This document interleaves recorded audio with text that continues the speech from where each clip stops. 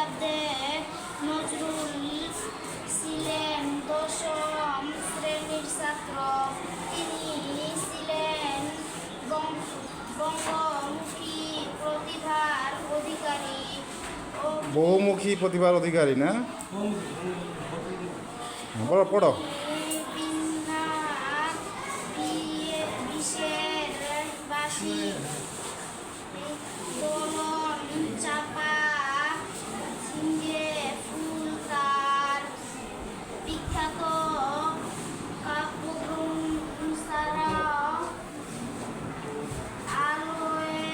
আলেয়া ঝিলমিলি ইত্যাদি নাটক এবং বেতার গান মৃত্যু ক্ষুধা ইত্যাদি তার অপূর্ব সৃষ্টি।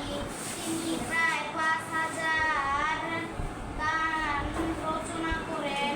তিনি ১৯৭৬ খ্রিস্টাব্দে ১৯শে আগস্ট ঢাকায় মৃত্যুবরণ করেন। ঢাকা বিশ্ববিদ্যালয়ের মসজিদের পাশে তাকে সমাহিত করা হয়।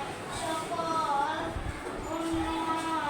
অন্যায় অবিচার ও অত্যাচারের বিরুদ্ধে তিনি জাতিকে জানিয়েছিলেন। তাই তিনি বাংলা সাহিত্যের বিপ্লবী কবি নাম পরিচিত। সব শেষ? হ্যাঁ, তোমার নামটা বলো তো? আব্দুল্লাহ আল ইমন। আব্দুল্লাহ ইমন। কত রল? 22। কোন ক্লাসে পড়ো? ক্লাস 5। ক্লাস 5। তাহলে তুমি ইংরেজি কি এইভাবে রিডিং করতে পারো? না। ইংরেজি একদম পারো না, তাই না? ইংরেজিটা শিখতে হবে, ঠিক আছে?